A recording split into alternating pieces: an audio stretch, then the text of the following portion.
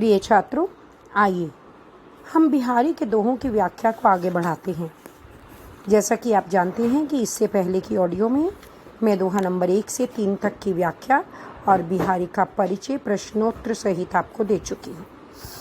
दोहा number 4 की ओर बढ़ते हैं। कहत नटत रीझत खीजत मिलत खिलत लजियात भरे भौन मई करत है नैन नुहुई सब बात।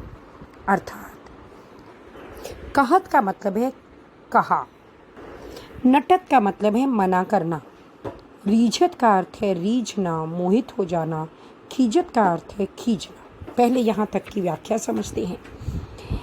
इस दोहे की पृष्ठभूमि यह है कि एक भवन के अंदर जहाँ गांव के सब लोग बैठे हैं उसमें नायक और नायिका भी उपस्थित हैं।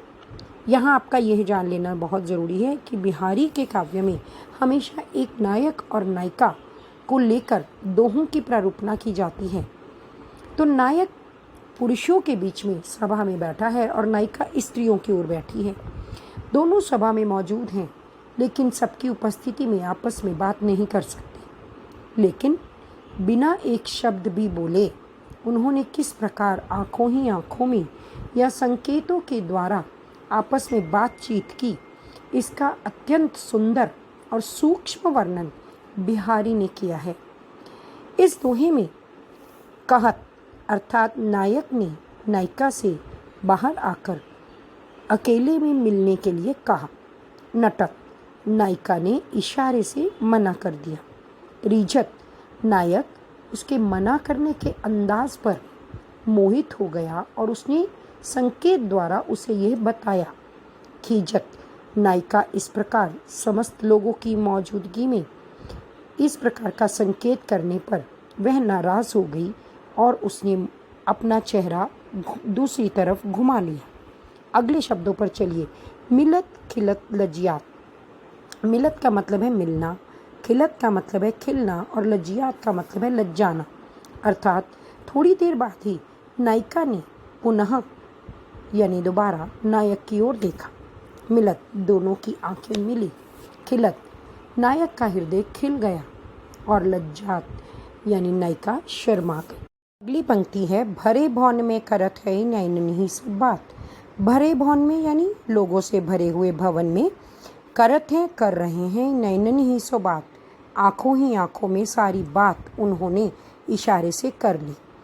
ध्यान दीजिएगा, पहली पंक्ति में कहत नटत रीजत खीजत मिलत खिलत लजियात में त की आवृत्ति से जहाँ अनुप्रास की माला पिरोई गई है, वहाँ दूसरी पंक्ति में भी भरे भवन में अनुप्रास है और इसके द्वारा ही संकेतों के माध्यम से बात कैसे की जा सकती है, इसका बिहारी ने बड़ी कलात्मकता से वर्णन किया है। ध्यान दीजिएगा, बिहारी ने चेहरे के हाव भाव के सूक्ष्म वर्णन के द्वारा अपने इस वर्णन को बहुत सजीव बनाया है।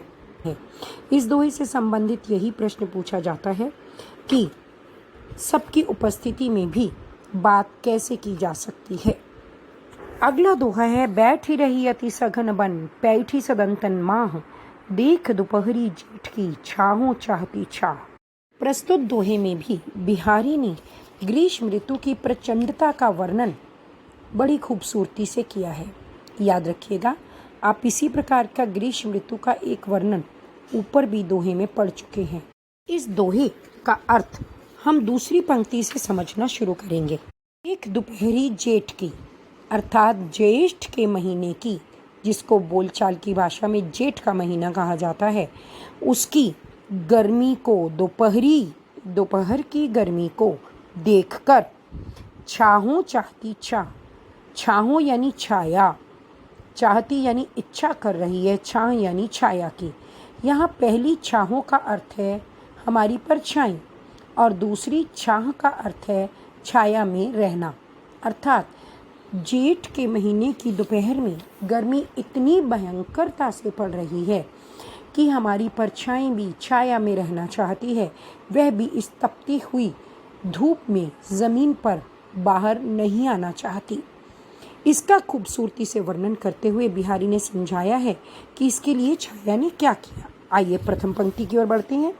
बैठी रही अति सघन बन। पहला तो छाया ने ये उपाय किया कि वे बैठी रही, बैठ गई। अति सघन वन, सघन यानी घने, वन यानी जंगल, वह घने जंगल में जाकर बैठ गई। इसका क्या अर्थ है?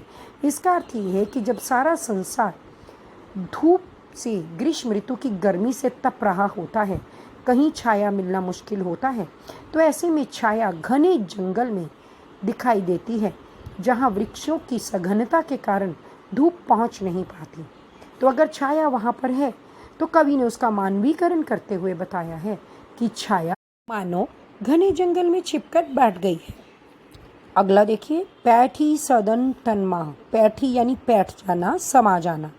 सदन का मतलब है घर, तन का मतलब है शरीर, माह का मतलब है में, अर्थात कि या तो वह घने जंगल में इस वक्त मिलेगी छाया, या फिर वह शरीर को ही घर बनाकर शरीर रूपी घर में पैठी समा गई है। माह यानी में। आप याद रखिए कि इन दिनों जब बिल्कुल सूर्य सिर पर होता है तो हमारी छाया नहीं बनती, छाया हमारी पैरों के नीचे ही खत्म हो जाती है। तो कवि ने इस बात का बड़ी ही खूबसूरती से अपनी कल्पना के साथ वर्णन किया है कि छाया इसलिए नहीं बनती क्योंकि छाया इस तपती हुई ज़मीन पर आना नहीं चाहती, इसलिए वो शरीर में ही समाई रहती है। तो बच्चों, देखिए आपने बिहारी की काव्य कुशलता और कल्पना की शक्ति। एक सामान्य सी तथ्य को उन्होंने, जो वैज्ञानिक सत्य है, उसको किस प्रकार अपनी कल्पना से जोड़कर इतना खूबसूरत बना दिया कि छाया केवल घने जंगल और शरीर के अंदर समाई हुई रहती है। इस दोहे में जहाँ तक अलंकारों की बात करें तो सघन वन और सदन तन में, देख दोपहरी में जहाँ पर अनुप्रास अलंकार है, वहीं छाया का मानवीकरण किया गया है और सदन तन के अंदर रूपक अलंकार की भी प्रस्तुति दिखाई देती है। तो बच्चों, साथ साथ अलंकार भी समझते चलते हैं। अगर आपको अलंकारों के बारे में विस्तार से समझना हो तो मेरी एक अलग से ऑडियो है जिसमें अलंकारों के बारे में आपको विस्तार से समझाया गया है। उस पर जाइए और उसको सुनिए और अलंकारों को समझिए। अगले दोहे की ओर बढ़ते हैं।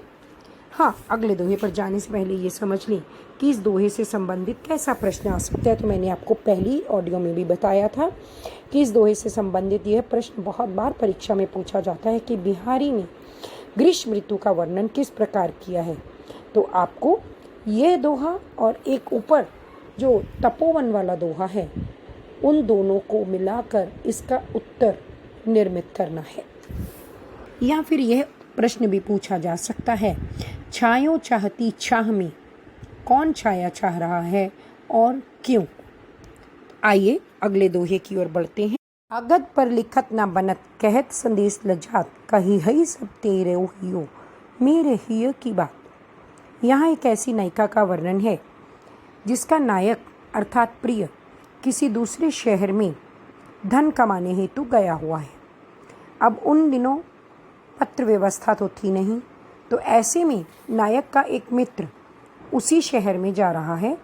वह नायिका के पास आकर पूछता है कि मैं वहाँ जाकर नायक से मिलूँगा, तो तुम्हें कोई संदेश भेजना हो तो बताओ। तो नायिका पहले तो पत्र लिखने की कोशिश करती है लेकिन असफल होती है। क्यों, सुनिए। कागद पर लिखत ना बनत, कागद अर्थात कागज़ पर लिखत ना बनत, लिखा नहीं जा रहा।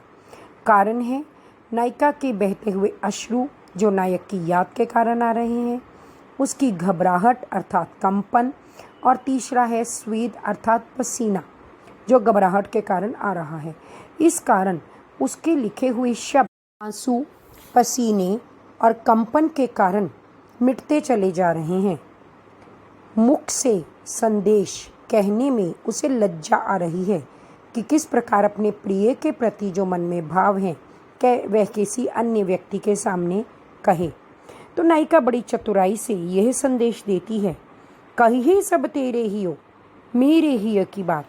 कि कहिए यानी कह देगा, सब यानी सब कुछ, तेरो ही हो तुम्हारा दिल, ही हो यानी दिल, मेरे ही की बात, मेरे दिल की बात। अर्थात नायक से कहना कि उसका दिल मेरे दिल की सारी बात, सारा हाल उसे अपने आप ही बता देगा। अर्थात नायिका को अपने और नायक के प्रेम की अटूटता और गहराई पर पूरा यकीन है। उसे विश्वास है कि जैसी हाल उसका है वैसा ही हाल उसके नायक का भी है। तो जब वह अपने दिल में झांकेगा तो उसे अपने आप पता लग जाएगा कि नायिका वहाँ किस स्थिति में होगी। इस दोहे से संबंधित यही प्रश्न पूछा जा सकता है कि नायिका ने ऐसा क्यों कहा, कहे ही सब तेरे ही हो मेरे ही हो की बात। या फिर यह प्रश्न पूछा जा सकता है कि नायिका कागज़ पर संदेश लिखकर क्यों नहीं दे पा रही है। तो यही थी बिहारी के दोहा नंबर 4, 5 और 6 की अलंकार, भाव, सौंदर्य और उसके प्रश्न उत्तर सहित व्याख्या। अंतिम 2 दोहों के लिए अगली ऑडियो में मिलते हैं। तब तक के लिए धन्यवाद। दी गई सामग्री पसंद आने पर कमेंट ज़रूर कीजिए और चैनल को सब्सक्राइब करना मत भूलिए।